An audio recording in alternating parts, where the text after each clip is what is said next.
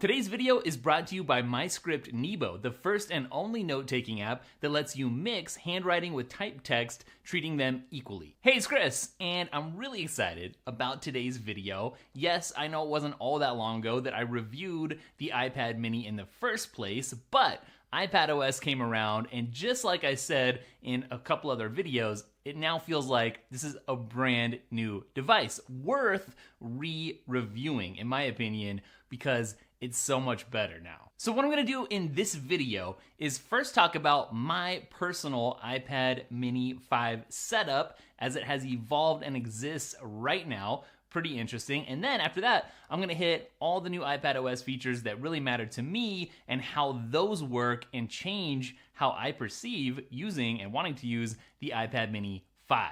And look, if you missed my recent video talking about the iPad mini Pro, I'm gonna link that up down in the description because I think that's worth checking out in this context. And by the way, if you are gonna buy this, then maybe you should use the links down in the description, because if this video or this channel has brought you any value, that's a really easy way to give back, to buy that device through our affiliate links. So what does my iPad mini 5 setup look like right now? Well, I've been testing out an ultra portable setup that I'm really happy with. And yes, it does include Apple's generic smart cover. Why? Because I basically just use it as a stand for the most part. I feel like that's $40 well spent because it protects the screen while I've got it stowed away in a bag or whatever. And the stand works really good because I always pair it with a keyboard that doesn't have an iPad holder built in. Which keyboard have I been pairing it with, you ask? I'm glad you asked. I'm not gonna be able to tell you the actual exact keyboard model right now because I have to keep it under wraps for like another month or so, but I'm testing out a mechanical Bluetooth keyboard that can pair with your Mac or any of your iOS devices, and it's amazing. That's all I can say about it right now. My setup also includes the Zero Lemon charger, the beast of a charger that I've featured before a few times here on the channel. And since I'm on this ultra portable kick lately, I've been trying to put together a gear kit that basically is as minimal as humanly possible that still lets me get real work done. So when I go out on a mission to shoot some B-roll, let's say, for one of these videos, I pack all my stuff up in my brand new Peak Design 5-liter sling bag. I can fit 4 cameras in there, all right? My main camera, GH5, Insta360 One X, the Osmo Pocket, and the Osmo Action, plus some other accessories, including, get this, my iPad mini 5. It fits in there, and this is so minimal. My 11-inch iPad Pro is awesome, but it does not fit in this ultra minimal sling bag. But look, this is what I'm trying to say. The mini 5 can literally go places with me that my iPad Pro can't. And for that, I love it. If you saw my iPadOS early review, you know how much I love it. And the thing is, here's the big question. Is the small screen of the iPad mini, it has decent enough internals, but is that screen prohibitive to using all of iPadOS's great new features? Like the pinned widgets on the home screen that you can put there now, which I do. You might think that adding those in on this tiny screen was really gonna clutter things up and really wouldn't make sense. Actually, I've found that it's the opposite. You guys know that widgets are my jumping off point on the iPad, and to have them right there, right away, without having to swipe anywhere to get to them is so awesome. Definitely from a convenience factor, performance factor, productivity factor, just saving time factor, this is awesome. It's just a huge upgrade for this little device. Slide over, which is the option to now slide over that extra window like you always could, but now you can load up a bunch of different stuff into it, like as many apps as you want, and then swipe through those.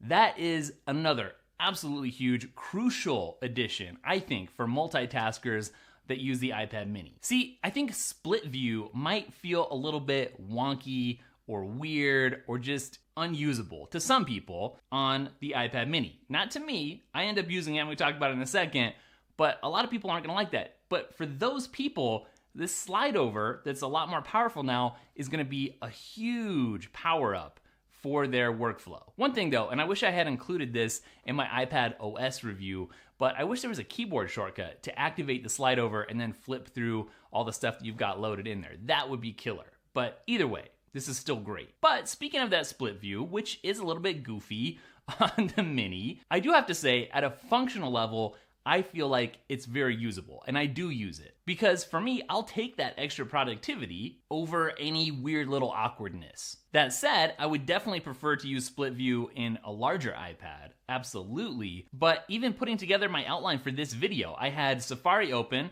on both sides of my screen, and I had multiple tabs open on both sides, and I was switching between them, and it was great not to have to get out of the app and go somewhere else and come back.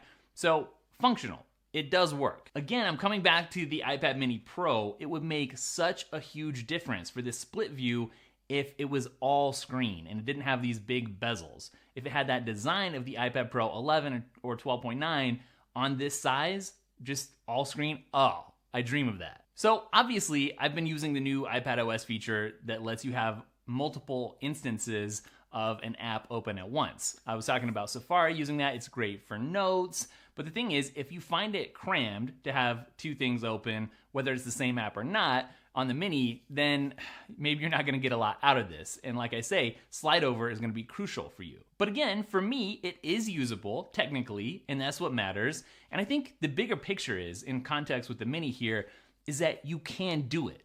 Like, maybe it's not ideal, but maybe there are situations for certain people, like for me, if I don't want to travel with all my big gear, and I want to be a little bit less conspicuous, and I want to fit everything into my 5-liter pack, where those sacrifices are 1,000,000% worth it. Because when I'm in that ultra portable mode, nothing beats this setup. Like, when I need it, this is my go-to, and it works. Honestly, I'm at the point where, like, I don't know how I would do it with just one iPad. I need to make a video about why having multiple iPads is a must these days, because I couldn't just pick one. They're just so good for different situations. But let's talk a little bit about that better Safari, right? So we have a more souped up version of Safari that defaults to desktop class sites. So that means especially users of Google Docs and things like Squarespace should be very happy now. When it comes to the mini, my feeling is, wow, this is nice because now I can do this in ultra portable mode, but clearly, it's not as enjoyable as it would be on like my 11-inch. I mean, let's be honest, I don't prefer editing Squarespace, which I use all the time, on my mini over my Pro, just to be realistic, but I'm glad that I can. So let's talk about text editing with your fingers. So iPadOS introduced all these new gestures that let you take the cursor and drag it wherever and highlight stuff a lot easier and copy and paste stuff. And I'm not going to talk about that in too much detail in this video because I feel like I kind of really covered that in my iPadOS review, which I'll link up down below, so you should probably check that out if you're interested in any of this. But I will say, with the mini being a smaller screen size, it's not a big deal. It's plenty of room for all of these new gestures to work, and they work really well, and I love that they're here because it is the next best thing to having a mouse. It's so much better than what we had for interacting with text in iOS 12. So yes, all this stuff does work great, in my opinion, on the mini. All right, let's talk a little bit about the Apple Pencil on here. That's a big deal for this small machine. You can use it now. It's the original Apple Pencil design. And yeah, I've talked about this a lot before, but let me just reiterate that when I'm handwriting on the mini, I just tend to write a little bit bigger than I do like on the Pro because I don't adjust the size of what I'm writing to fit the canvas. So it's not a big deal. It works actually very well.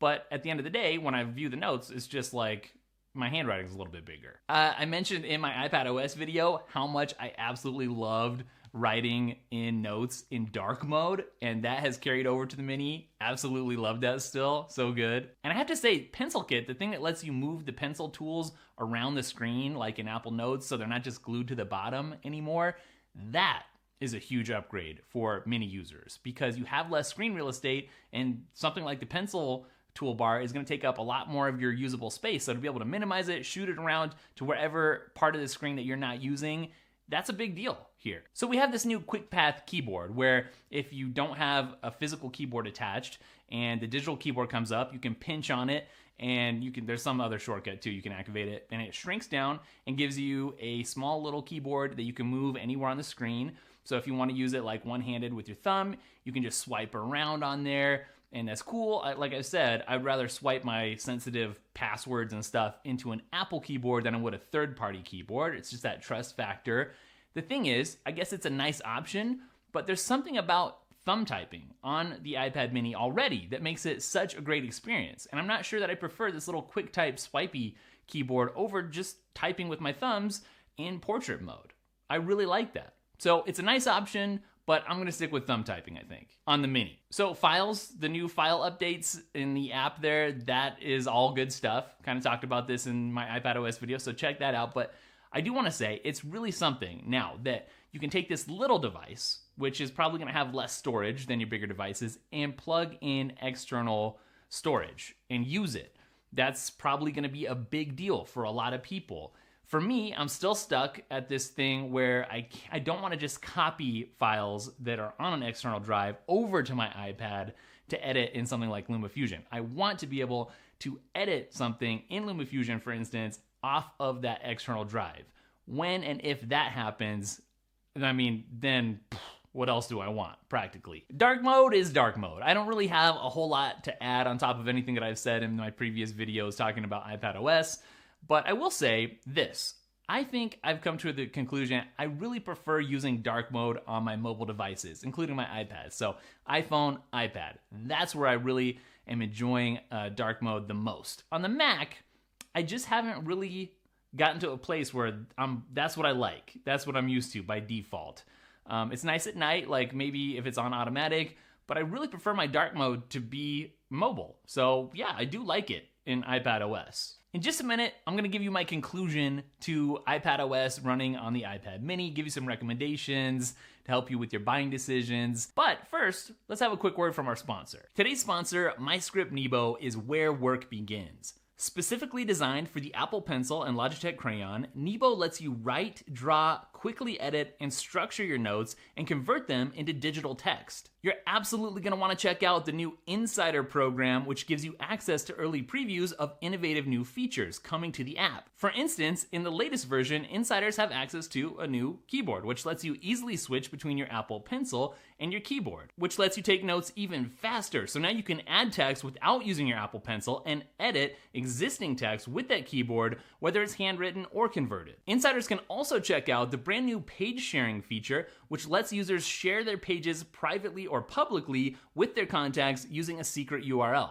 I'm a big fan of MyScript and all of their apps. I use them constantly, and so I definitely recommend that you check them out using the link down in the description, especially because I got 10 free codes down there for the first lucky people. So let me wrap this up by just saying, if you were unsure about buying an iPad mini before because maybe you thought it just wasn't quite powerful enough, even though it has the same specs as the flagship iPhones right now, so it's pretty speedy, but maybe you weren't sure about that form factor, iPadOS actually could be something that pushes you over the edge and pushes you to make that purchase and feel confident about it and feel like you can actually get some actual work done because it adds some really needed features that help you utilize the full power of iPadOS even though you have that smaller screen. Does every feature of iPadOS make this a better mini experience? Well, split view is split view. You only have so much screen real estate, but slide over is a huge, huge deal. Pencil kit is a huge deal to be able to move the pencil tools around. There's all these little things that I do think will help you be more productive and enjoy your iPad mini more with iPadOS.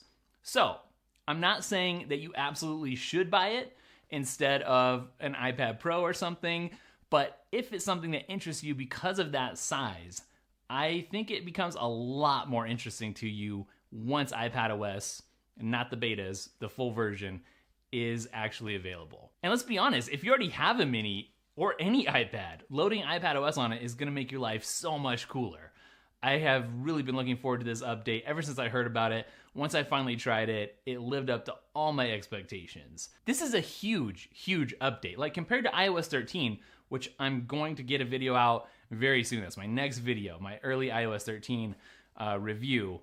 This was transformative, iPadOS. iOS 13 is a lot of nice stuff that's gonna affect my day-to-day usage of my iPhone, but iPadOS really is a game changer, including for the mini. Thanks for watching. Make sure you're subscribed. I gotta talk about this awesome keyboard along with some other really cool stuff that I've been testing out, and that's coming up the next few weeks.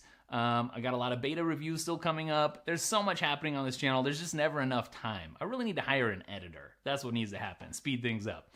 Thank you for watching.